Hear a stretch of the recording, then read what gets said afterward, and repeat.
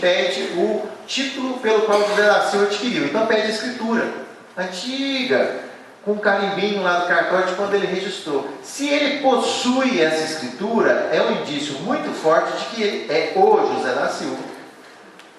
Ah, mas eu não tenho mais, né? Registrei, claro, se registro, transmitir a propriedade, para que eu quero ficar guardando a escritura? Joga fora. Ok. Aí o que a gente pede? Pede uma certidão fotográfica do livro do tabelião, para comparar a assinatura do José da Silva, daquele que assinou o livro do tabelião, com aquele José da Silva que vendeu o imóvel hoje. A gente compara a assinatura. Ah, mas é o inventário. Então a gente compara a assinatura no RG. Se for diferente, complicou. Aí existe um procedimento de dúvida. A dúvida, que diabo, dúvida registral, esse registrador vive com dúvida. Como é que é isso, né? Você não sabe as coisas? Não. Dúvida não significa incerteza. Não é que o registrador não sabe, ele sabe o que é. Dúvida significa duas coisas. Ou inconformismo, a pessoa não concorda com a exigência. Ela está inconformada com a exigência. Não concorda. Claro, não pode ser assim. Ah, não gostei. Não concordo juridicamente. Eu tenho fundamento jurídico para não concordar. Ou impossibilidade de cumprimento. Eu sou o José da Silva, eu perdi a escritura, minha assinatura mudou com o tempo, eu não consigo comprovar que eu sou eu. Aí você suscita dúvida e o juiz vai fazer um procedimento lá, vai chamar testemunha, vai pegar outras provas, vai comprovar que o José da Silva é o José da Silva mesmo. E aí ele vai conseguir vender. Então, dúvida é ótimo. Eu nunca me importo quando a pessoa quer suscitar dúvida, porque eu não sou dono da verdade. Então, se acha que eu estou errado, beleza, a gente conversa. Primeira coisa, sugiro sempre, não vai suscitar dúvida perante o juiz correndo, não. Conversa, mostra seus argumentos, chega lá com pedido de reconsideração. Você não vai ter que fazer isso para o juiz? Faz para mim. Começa lá, a gente conversa, a gente vê seus argumentos, a gente tenta entender sua parte, beleza. Faz o máximo. Concordei com você, muda de ideia na hora. Ah, não, meu Deus, essa posição aqui, a gente não vai chegar a um acordo. Beleza, suscita dúvida e manda para o juiz. Certo? Se for fazer suscitação de dúvida, o procedimento é perante o cartório. Você prenota o título, faz análise no cartório, tem nota devolutiva. Aí você suscita dúvida perante o cartório, é o que a lei prevê. Tem advogado que vai direto no juiz. Pode fazer? Pode. É um procedimento que hoje está previsto nas normas. Mas não costuma ser o melhor. Por quê? Eu já vou dar a dica, porque senão o cartório ganha. Eu não quero ganhar nada, eu quero ganhar um registro, sabe? Eu não quero ganhar dúvida. Então eu já dou a dica. Se você quiser fazer dúvida sem passar pelo cartório, você tem que levar o título original, você está com prenotação vigente. Se não tiver com prenotação vigente, perdeu. Perdeu, não adianta, você pode ir lá no STF, não chega, dúvida não chega ao STF, dúvida morre no Conselho Superior da Magistratura, mas ela vai morrer lá e você vai perder. Então, prenotação vigente e título original. Você tem que levar esses dois para o juiz, senão já perdeu. Se você também concorda com alguma das exigências, você tem que cumprir. Cumpre no cartório e você tem que suscitar dúvidas sobre o que você não concorda. Se você não cumprir, se você fizer, eu concordo com todas as exigências, menos uma, perdeu já. Perdeu porque ele vai falar assim, dúvida prejudicada. Então já estou te dando a dica aí para não perder tempo com dúvida. Dúvida vai, eu quero que você faça mesmo, mas pelo menos faz direito para não perder nem seu tempo, nem o tempo do seu cliente. Certo? Então é isso. Continuidade, super importante. É a cadeia de origem. Então, se eu vendi para a Dimitra, só a Dimitra pode vender o imóvel, não pode ser a Jéssica. A Jéssica não é proprietária. O que acontece muito? A Dimitra vende para a Jéssica por escritura. A Jéssica vai lá no registro e vende para o Jardeison. Aí o Jardeison vem registrar dele. E aí não registra, porque o imóvel ainda está no nome da Dimitra. A Jéssica não registrou. Perde a continuidade. Perdeu a continuidade, cansou. Então não pode perder. Acontece muito, inventário. Você chega lá, você vai inventariar, o cara tem compromisso de compra e venda. E aí você descreve, você vai lá, descrição dos bens. Ele era proprietário do imóvel. Não era proprietário, ele tinha direito de aquisição. Se você não colocar que ele tinha direito, vai dar problema lá na frente, porque ele não pode adquirir mais do que tem. Ele não pode transmitir mais do que tem. Se ele tinha só direito, se ele tinha só um compromisso, os herdeiros vão receber só o compromisso. Certo? Então, tem que descrever certo. Se ele tinha só metade ideal do imóvel, não coloca que ele tinha o imóvel inteiro. Ele tinha só metade ideal do imóvel. Isso aí é complicado, porque se é casado, né? Então, qual que é a teoria que vigora no mundo dos cartórios? Mancomunhão. Então, se a pessoa é casada e ela morre, você tem que inventariar o bem inteiro. Não é só a metade ideal da pessoa que morreu. Certo? Depois, se quiser, eu passo a decisão, mas tem que fazer assim, senão você vai ter problema para registrar, e a gente está embasado assim, com milhares de decisões da corregedoria, então é alguma coisa que nesse ponto, ou você vai querer brigar para mudar a opinião deles, ou você vai gastar tempo. Então é melhor fazer no sistema, entendendo o regime de bens e o sistema da mancomunhão. Então, continuidade. Disponibilidade. É isso, eu não posso transmitir mais do que eu tenho, simples assim. Então, se eu tenho só compromisso, eu transmito o compromisso. Se eu tenho propriedade, eu transmito propriedade. Se eu tenho usufruto, eu transmito? Não, ninguém pode transmitir usufruto. Mais ou menos. Eu posso abrir mão do usufruto, é uma transmissão, né, no proprietário. E também tem a situação do usufruto em que o usufrutuário e proprietário, os dois entram no acordo e transferem os dois para uma pessoa só. Aí pode. Beleza. O que mais? A estrutura da matrícula. Então a gente viu que a transcrição era um livrão, fólio real. Então tinha uma coluna para número de transcrição, adquirente, transmitente, adquirente, endereço do imóvel, descrição do imóvel, averbações, um monte de... a estrutura do livro era assim. Hoje vocês, quando pedem certidão, vocês ganham a cópia da matrícula. Então, aí você tem que entender a estrutura da matrícula, porque você vai receber aquilo. A matrícula funciona como? Primeiro, descrição. Então, primeira coisa é identificar o cartório, óbvio. Fala, o imóvel pode estar em qualquer lugar, então você vai identificar o cartório. Você vai ter o número do CNJ do cartório, o número nacional do cartório. Você vai ter o livro, matrícula é livro 2. Se chega um negócio lá, você pede a matrícula para o seu cliente, vem com o livro 3, aquilo é alguma coisa menos matrícula. Então, livro 2, número da matrícula e a data da abertura. Beleza, aí começa a matrícula. Põe acho que o seguinte, aí tem o desenho da matrícula, né? Vocês irem acompanhando. Então começa com imóvel, aí vem a descrição. Descrição do imóvel. Outro dado, cadastro. Hoje faz parte de você falar o número do cadastro, se for imóvel urbano, na prefeitura, se for imóvel rural, no INCRA. Terceira informação, proprietário. Quem que é o proprietário desse imóvel? Coloco lá.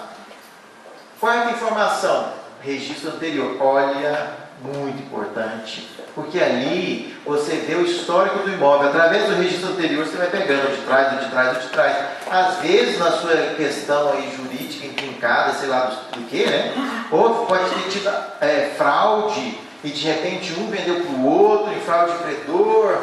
E aí, de repente, o que adquiriu já parcela o imóvel, não é mais aquele imóvel, ele desdobra o imóvel e de repente vira outra coisa. Mas, o que acontece? Você sempre vai ter na matrícula o rastro do imóvel, o registro anterior. Então, pelo registro anterior, você vai indo para trás até chegar onde começou o rolo. Certo? Registro anterior. Isso está previsto na lei. Nós aqui damos mais uma informação que nós consideramos importante. Não está na lei, mas a gente põe. Que é o título aquisitivo. Por quê? Porque dependendo do título aquisitivo e do regime de bens, o imóvel comunica ou não. Então, se eu abro a matrícula e falo lá, imóvel tal, e... Porque antigamente, quando era regime da comunhão universal, tranquilo, casou, o imóvel era dos dois, ponto. A menos que tivesse cláusula de incomunicabilidade. Mas se essa cláusula houvesse, nós íamos transportar essa cláusula. Transporte, vamos falar desse conceito. O negócio é o seguinte, quando você vai pegar a transcrição antiga e vai abrir a matrícula, você abre a matrícula, descrição proprietário, e você transporta os ônus. Então, tinha uma hipoteca lá, transporta uma hipoteca. Tinha uma penhora, transporta a penhora. Então, você traz sua matrícula, através de transporte, todas as informações que antes estavam distribuídas em muitos livros. Isso chama transporte. Então, a gente estava falando sobre... Perdi. Estrutura da título aquisitivo. Título aquisitivo. Olha só, aí eu faço a abertura da matrícula.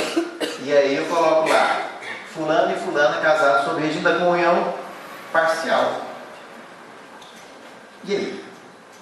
É dos dois ou não é dos dois? Depende de como adquiriu. Depende de como adquiriu. Como é que ninguém percebeu isso antes? A gente percebeu, a gente coloca na matrícula. E aí, a gente coloca como que eles adquiriram. Se foi de forma gratuita, não comunica. Se foi de forma onerosa, comunica. Então, presta atenção nisso. Abertura de matrícula, só não tem mais transmissões, né? O proprietário está lá na abertura da matrícula. Você tem, dependendo do que você vai fazer, né? Vai fazer a separação do casal, fazer o inventário do casal. Tem que saber se o bem comunicou.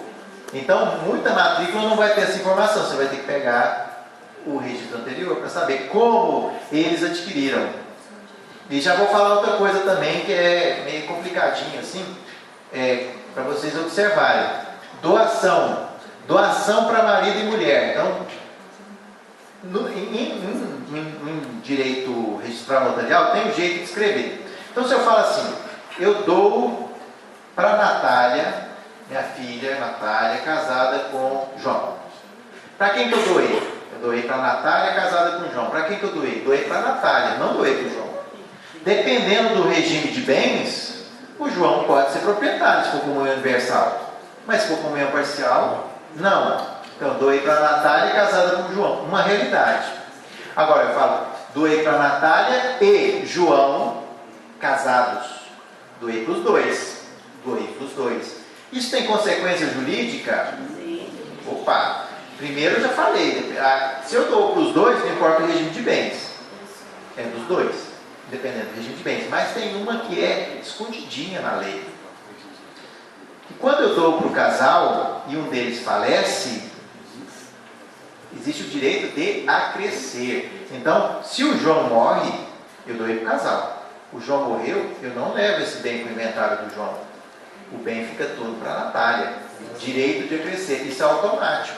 Está lá previsto no artigo 500 e pouquinho lá do Código Civil. Então, se eu dou para o casal, lembre-se disso na hora do inventário, você só tem que averbar o óbito do João e o imóvel fica todo para a Natália. Isso para o pai e para a mãe, assim, tem consequência. Você imagina, você tem pai e mãe, você tem filho, o filho casou. Aí você gosta da nora. Então, legal, né? Vou doar para o casal. Não vou dar só para o meu filho, não, vou dar para o casal. Dou para o casal. E aí, o seu filho morre. O bem que era da sua família passou a ser só dela. E eles não tiveram filhos. Agora ela casa, tem outros filhos para lá. E o bem que era dessa família subiu, foi para outra família. Então, tem super consequência isso aí, tem que pensar bem. Registros e averbações. Então, aquela situação antiga, que era transcrição, inscrição e averbação, foi simplificada, mas não foi assim, resolvida. Hoje, nós temos registro, que equivale a transcrições e inscrições, e também temos averbações. Quando é um, quando é outro? Não tem uma lógica, um pouco de lógica, e quando for transmissões, quando for constituição de direito, transmissão de direito, é registro. Em outros casos, que é alteração de alguma coisa do registro, é averbação. Então, descrição do imóvel, posso averbar a modificação do nome da rua, posso averbar de repente algum elemento da descrição que lá estava falho, averbar o número da casa, a área da casa, averbar, né? Posso fazer uma averbação de retificação do imóvel, posso averbar mudança de estado civil, averbar documentos que não constava só o RG, eu passo a constar também agora o CPF, então eu averbo um monte de coisas, né? Mas as situações são meio esquisitas. Então, você quer ter certeza? Artigo 67 da Lei 6.015. Inciso 1º é o que é registro. Inciso 2º, o que é averbação. E aí vem o sonho de consumo, que vai ser no futuro, não é hoje, a tal da certidão resumida. Um registro eletrônico vai possibilitar isso. Então, no futuro, você vai... Porque hoje você pede A ideia da matrícula foi legal? Quem acha que foi legal? Você não vincular mais a título e agora você vincular a imóvel. Então, só que aí o ser humano tem um negócio, uma miopia. Ele esquece que ele vai durar muito. Então, matrícula é legal hoje, mas daqui 50 anos é um problema. Porque você não vai ter uma ficha de matrícula, você vai ter 50 fichas de matrícula. Pra você saber a situação do imóvel, você tem que ler tudo. É duro. É muito complicado, porque num monte de atos sucessivos pode ter ali, de repente, uma peorinha que fica para trás, né? E aí como é que eu vou falar que o imóvel está livre e desembaraçado? Então a matrícula, com o passar do tempo, ela é péssima também. Matrícula de imóvel rural, às vezes o georreferenciamento, o de matrícula tem 500 páginas de georreferenciamento. Aí você vai fazer a escritura daquilo, ou colocar ele no inventário. Você tem que copiar tudo. Está escrito transcrição de imóvel rural, você tem que copiar tudo. E aí, você vai copiar 500 páginas para escrever o imóvel? Então é ridículo, não dá mais. Então a gente está nessa fase de mudar paradigma, mudar para outra coisa. E aí vem o registro eletrônico. Então no futuro, vai pedir uma certidão do imóvel, e aí o que vai vir? Descrição do imóvel, atual proprietário, você não tem que ver aquela cadeia de transmissões, atual proprietário, existência ou não de ônus. Pronto. Lindo, vai ser lindo no futuro. Por enquanto, não. Por enquanto, assim como na transcrição, então a transcrição civil, você tem a transcrição e possibilidade de ter diversas inscrições, averbações, não sei o quê. Na matrícula, você vai ter diversos registros e averbações. Então, você pode começar com um terreno. Lá na frente, você tem uma averbação de mudança de nome de rua. Então, você vai descrever o imóvel, não é mais com aquela rua da abertura. Você tem que usar o nome atualizado da rua. Aí, lá na frente, insere uma medida perimetral que aí esqueceu de copiar da transcrição. E aí tem uma retificação de área. Aquela área lá do começo, conforme foi descrita, mudou tudo. Retificação de área. Depois tem uma averbação de casamento, uma averbação de construção, uma averbação de ampliação, uma averbação de demolição. Como é que está o imóvel? Você tem que ir lendo tudo e montando praticamente um quebra-cabeças desse imóvel. Então o sistema de matrícula, ele era bom para aquela época. Hoje, não tem muito sentido. Porque você também tem que ficar fazendo o quebra-cabeças. Então é aí, ó, imóvel, cadastro, proprietário, registro anterior, título aquisitivo. Esse aí é o modelo da matrícula. Se você pegasse uma matrícula desse jeito, beleza, tranquilo, facinho, né? Só que normalmente não vai ficar só nisso. Tem a cadeia de transmissões. Um vende para o outro, vende para o outro, vende fração ideal. Quando começa com fração ideal é terrível, né? Então é isso. Vamos lá. Exemplos de matrícula. Eu queria que você abrisse, para a gente já partir para os finalmente, a lista das possibilidades para eu poder comentar alguma dúvida pontual de vocês, porque é infinito a situação de possibilidades de eventos que você pode ter na matrícula, né? Eu sei que a dificuldade provavelmente, né, a provável dificuldade de vocês como eu descrevo o imóvel, né? Então pode ter mil coisas, como eu dei muitos exemplos aqui. Averbou rua, retificação do imóvel, averbou separação, divórcio, novo casamento e um monte de coisas. Averbou construção, demolição, ampliação. Como é que eu descrevo isso, né? Então é isso, você tem que perceber qual a situação atual do imóvel. E aí é aquilo, você vai ter que... então tá, averbou a casa. Então eu não vou descrever mais com um terreno, vou falar uma casa de número tal, com tantos metros quadrados, localizada em um terreno, e aí copia o início da matrícula. Entendeu? Se a casa passou por... ela tinha 200 metros, foi ampliada para 300, para 400, depois demoliu 50, tem 350. Então, uma casa de 350 metros quadrados, de número tal, da rua tal, localizada no seguinte terreno. É assim, né?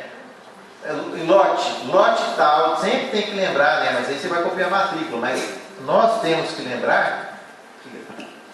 Na aquisição, um casal e um solteiro adquire o terreno, certo? Partes ideais. Constrói. Na construção, eles vão à prefeitura e fazem o desdobro. Desdobro esse que a prefeitura gera 2 CCI, certo? Eles tinham o compromisso. Morre lá, do casal morreu o marido, a mulher foi, fez o inventário e inscreveu lá, averbou o inventário na parte do marido que estava pela morte. Eles vão à proprietária e a proprietária dá escritura da metade ideal que então ela dá a escritura da metade ideal que já existe na prefeitura, o desdobro está identificado, certo? Então ela não deu a outra metade ideal que a proprietária não pediu. Não cabe, aí veio o problema, não cabe a separação de uma outra matrícula e o registro do desdobro, porque ela que pediu, quem fez a escritura, o cartório, sabendo que fez a escritura, ele falou, estou descrevendo todinho baseado no desdobro. Então estava claro aquilo ali, há necessidade de uma escritura de extinção de condomínio, o registro de imóveis se nega. Os dois compromissos já tinham sido registrados? Já.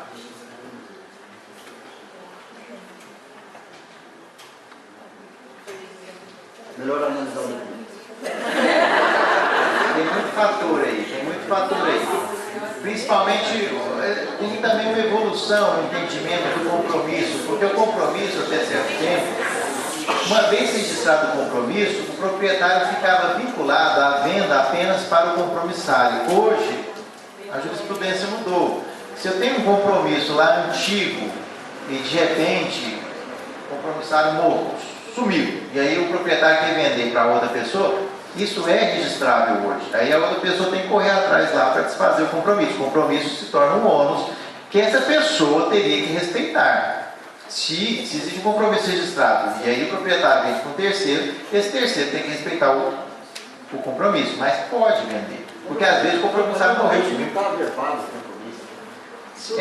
Se não tiver averbado, por exemplo, aí fica fácil, porque aí o cartório não tem notícia do compromisso. Então aí, no caso, se não tivesse averbado, o proprietário fazia o desdobro e aí ele fazia a escritura definitiva já de cada parte. Desculpa, é assim, pelo que eu ouvi, é aquele problema. O que a prefeitura faz, o cartório não responde, são coisas distintas.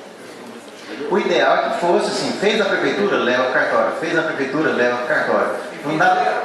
Fizeram naquela época o desdobro, mas Diadema é diferente, venceu e houve a necessidade de renovar o alvará.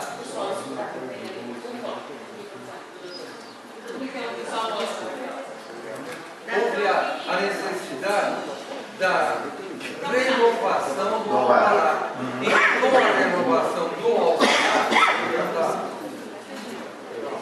com a renovação do alvará,